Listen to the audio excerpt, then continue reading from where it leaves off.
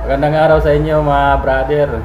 Ayun nga, yun nga pag-uusapan natin ngayon mga brother ay sabi nga ng ilan ay ang baril daw ay may sa demonyo.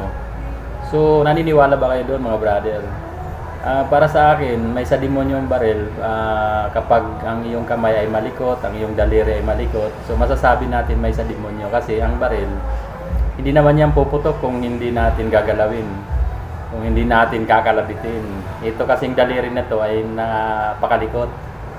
Kapag ang iyong daliri napakalikot, sigurado magkakaroon tayo ng accidental firing. So paano para maiwasan natin yung mga ganong pangyayari? Ngayon, ang ibabahagi ko sa inyo ay ang apat na pamamaraan ng gun safety. 4 rules of gun safety. Number 1, always treat the gun as loaded.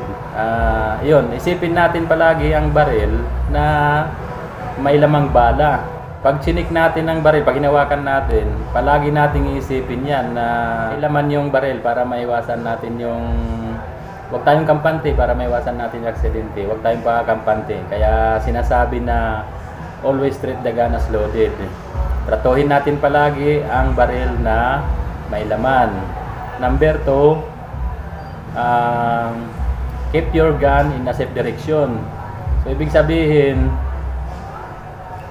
ilagay natin sa tamang posisyon yung baril, hindi kung saan nakatutok. Kasi mamaya, kung saan nakatutok yan, makalabit natin, makatama pa tayo ng ibang tao, ano man dyan. Pag pumutok yan na hindi siya nakatutok, kailangan ang baril natin ay nakatutok sa baba, palagi yung baril. Once na pumutok yan, sa baba lang. Kasi kung saan mo yan itututok yung baril, maaaring makatama tayo. So, yun, yung number 2. Keep your gun in a safe direction. Number 3, keep your trigger until you are ready on target. So, ibig sabihin, itong daliri natin ay laging ilabas natin doon sa gatilyo. Huwag natin ipapasok doon sa gatilyo kasi pag pinasok natin yung daliri natin doon sa gatilyo, sigurado na pag nakalabit yan, ayari na tayo. So kailangan nasa labas lang palagi ito. Huwag natin ipapasok doon sa gatilyo para maiwasan natin na mapaputok natin yung baril. Number 4, be certain your target and what is beyond it.